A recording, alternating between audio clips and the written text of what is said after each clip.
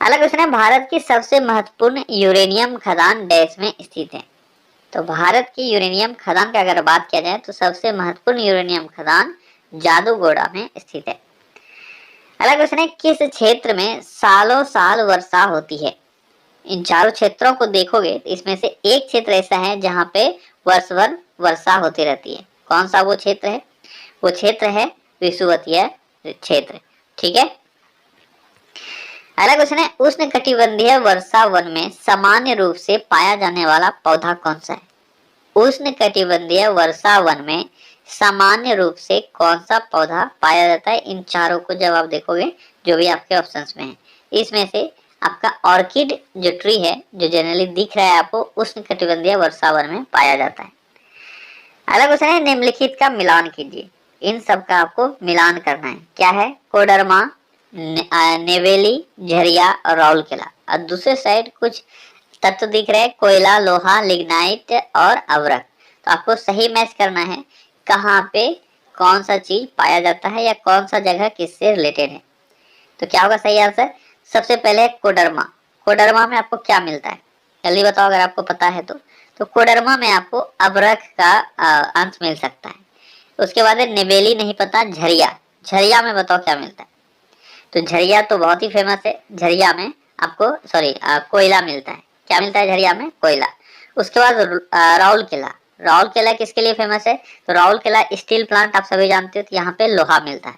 तो आपका बच क्या गया? नेवेली। तो नेवेली किस लिए फेमस है? या लिग्नाइट के लिए फेमस है। तो तीन अगर आप जान रहे हो तो आप आसानी से कोई भी कर पाओगे। यहाँ तो एक या दो में ही आपको ऑप्शंस दिखने लगते हैं। ठीक है। तो आपका सही आंसर यहाँ पे क्या होगा? आपका सही आंसर होगा डी। क्लियर। अगला क्वेश्चन क्या है? अगला क्वेश्चन है, एक एंगस्ट्रॉम में कितने मीटर शामिल होते हैं। यहाँ पे ऐसे क्वेश्चंस में मैं बार बार बोलता हूँ, आपको ध्यान देना है किस चीज के फॉर्म में आपसे पूछा जा रहा है। अगर यहाँ पे सेंटीमीटर में पूछ लूँ तो आंसर कुछ और होगा। ठीक है। तो ध्यान देना है आपको कि एक एंगस्ट्रॉम में कितने मीटर शामिल होते हैं। एक एंगस्ट्रॉम, एंगस्ट्रॉम को रिप्रेजेंट कैसे करते हैं? ए, उसके ऊपर एक डॉट रहता है। ठीक है। इस तरह से रिप्रेजेंटेशन होता है एंगस्ट्रॉम का। तो एक एंगस्ट्रॉम में कितने मीटर होते हैं? तो एक एंगस्ट्रॉम में कितने मीटर होते हैं? 10 टू द पावर, अगर हम लोग मीटर में बात करेंगे, 10 टू पावर -10 मीटर होता है। तो यहाँ पे आपका सही आंसर हो जाएगा 1/10 टू पावर 10 मीटर। ठीक है। ये होता है एक एंगस्ट्रॉम। अगला क्वेश्चन है, शिव समुद्रम झरना किस नदी पर बना है। शिव समुद्रम झरना किस नदी पर बना है? तो शिव समुद्रम झरना कावेरी नदी पर बना है। और ये कहाँ है? ये है कर्नाटक में। ठीक है। अगला क्वेश्चन है, गुरु शिखर क्या है। गुरु शिखर क्या है? तो आप जानते हो गुरु शिखर एक चोटी है। तो ये सारे ऑप्शंस आपके लिए खत्म हो जाते हैं और आपका सही आंसर है अरावली का उच्चतम शिखर। तो इतने आसान क्वेश्चंस भी एग्जाम में आते हैं और ये क्वेश्चन एसएससी के एग्जाम में पूछा गया था। अगला क्वेश्चन है, उत्तरी गोलार्ध में गर्मी में जब पृथ्वी सूर्य से अधिकतम दूरी पर होती है तो पृथ्वी की उसकी कक्षा में स्थिति होती है कैसी। उत्तरी गोलार्ध में गर्मी में जब पृथ्वी सूर्य से अधिकतम दूरी पर होती है तो पृथ्वी की उसकी कक्षा में स्थिति कैसी होती है। कैसी होती है? तो इसी को तो हम लोग बोलते हैं एपिहेलियन या अपसौर। ठीक है। अगला क्वेश्चन है, संविधान सभा के प्रारूप समिति की नियुक्ति कब की गई थी। संविधान सभा के प्रारूप समिति की नियुक्ति कब की गई थी? कब की गई थी? तो ये की गई थी 29 अगस्त 1947 को। डेट बहुत इंपॉर्टेंट है, अब आपके एग्जाम में डेट पूछा जा सकता है। तो संविधान सभा के प्रारूप समिति की नियुक्ति हुई थी 29 अगस्त 1947 को। अगला क्वेश्चन है, ली कमीशन का संबंध किससे था। ली कमीशन का संबंध किससे था? किससे था ली कमीशन? तो ली कमीशन का संबंध लोक सेवा से था। ठीक है। इसका गठन 1923 में हुआ था। और कौन थे इसके गठन कर, मतलब जब इसका गठन हुआ था तो उस वक्त कौन थे गवर्नर जनरल? कौन थे? Lord reading. ठीक है। अगला क्वेश्चन है, एतमादुद्दौला का मकबरा किसने बनवाया था। एतमादुद्दौला का मकबरा किसने बनवाया था? किसने बनवाया था? ये नूरजहां के द्वारा बनवाया गया था। और ये कहाँ है? ये है आगरा में। क्लियर। अगला क्वेश्चन है, भारत पर प्रथम तुर्की आक्रमण किसके द्वारा किया गया था। भारत पर प्रथम तुर्की आक्रमण किसने किया था? तो वो कौन सा तुर्क था जिसने सबसे पहले भारत पर आक्रमण किया था? तो ये थे सुबुतगिन गजनी। यहाँ पे दो नाम में आपको कंफ्यूजन हो सकता है, तीन नाम इनफैक्ट कंफ्यूज कर सकता है आपको। गजनी तो आपको है ही पता, गजनी में दो नाम दिया हुआ है, अल्पतगीन गजनी और सुबुतगिन गजनी, और दूसरा नाम है एक गौरी। ठीक है, तो आपको याद रखना है सबसे पहले गजनी ने भारत पर आक्रमण किया था, लेकिन गजनी में कौन सा गजनी, अल्पतगीन या सुबुक्तगीन? तो सुबुक्तगीन।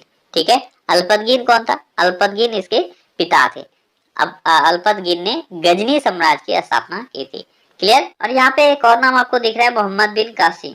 तो इस नाम से भी बहुत लोग कंफ्यूज हुए होंगे, मोहम्मद बिन कासिम आंसर क्यों नहीं होगा। तो ध्यान देना है आपको, प्रथम तुर्की आक्रमण यहाँ पे पूछा गया। अगर प्रथम आक्रमण पूछा जाता विदेशियों का तो आपका आंसर मोहम्मद बिन कासिम होता, या अगर आपसे पूछा जाता प्रथम मुस्लिम आक्रमण कहाँ से हुआ, किसने किया था, ये भी आंसर होता मोहम्मद बिन कासिम।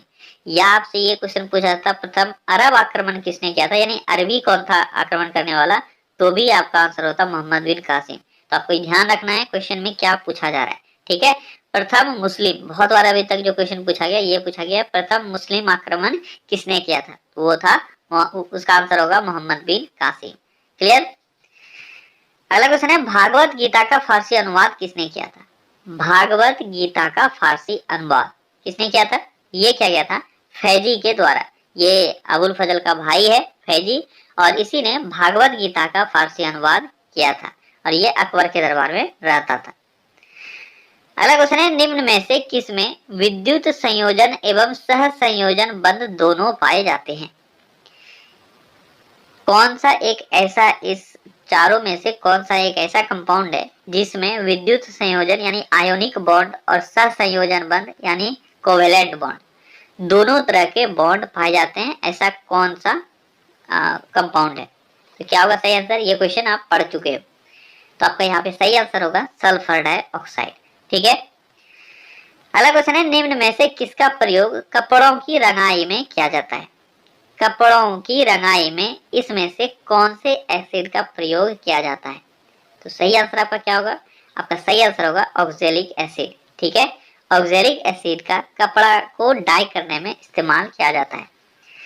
अगला क्वेश्चन है, निम्न में से सल्ककंद का उदाहरण कौन सा है?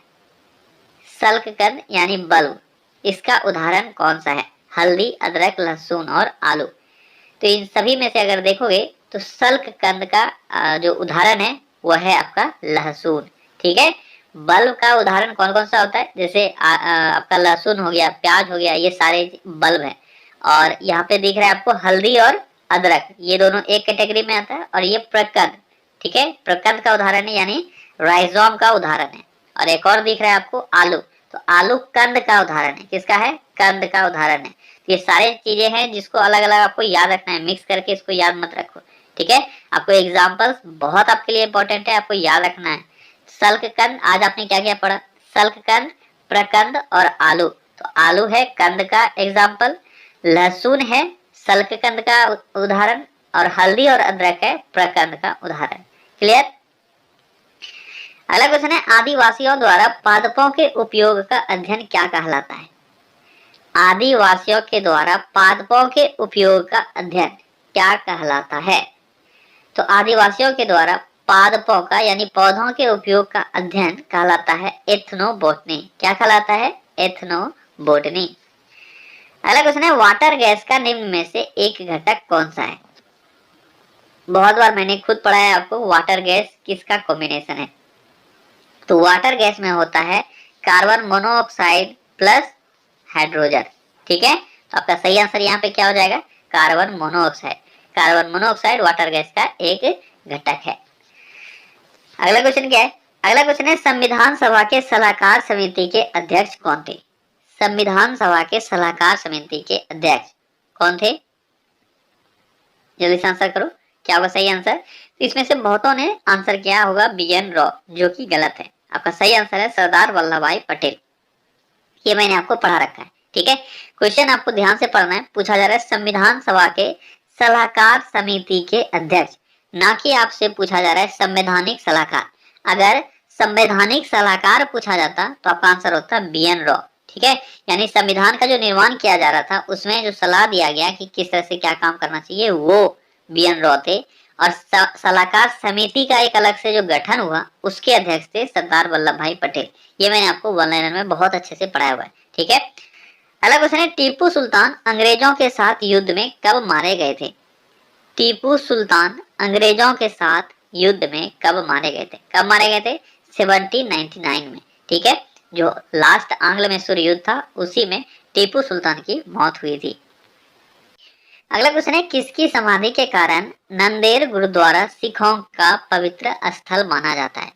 नंदेड़ गुरुद्वारा यह क्यों फेमस है? किसका समाधि है वहाँ, यानी वहाँ पे किसकी मृत्यु हुई थी? किसकी मृत्यु हुई थी? गुरु गोविंद सिंह की। और इनका समाधि वहीं पे बनाया गया है, नांदेड़ गुरुद्वारा में। और ये जगह है अभी कहाँ वर्तमान में? ये जगह वर्तमान में पाकिस्तान में है। क्लियर? अगला क्वेश्चन है, किसने अपनी राजधानी मुर्शिदाबाद से मुंगेर हस्तांतरित किया था? इन चारों में से एक ऐसा शासक हुआ जिसने अपनी राजधानी को मुर्शिदाबाद से मुंगेर हस्तांतरित किया। आपको बताना है वो शासक कौन था। कौन था वो जिसने अपनी राजधानी को ट्रांसफर किया था? वो था मीर कासिम। ठीक है, मीर कासिम ने अपनी राजधानी को मुर्शिदाबाद से मुंगेर हस्तांतरित किया था।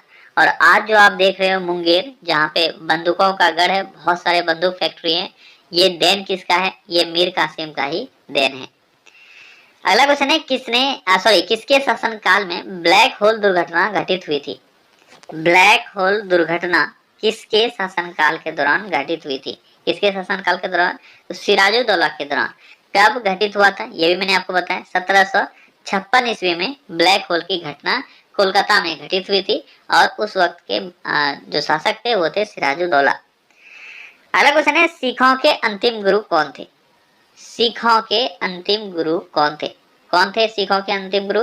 तो सिखों के अंतिम गुरु थे गुरु गोविंद सिंह। अगला क्वेश्चन है, डिंडीगुल नाम है। डिंडीगुल किस चीज का नाम है? डिंडीगुल किस चीज का नाम है? तो डिंडीगुल एक नगर है तमिलनाडु में। ठीक है, तो तमिलनाडु के एक शहर का नाम है डिंडीगुल।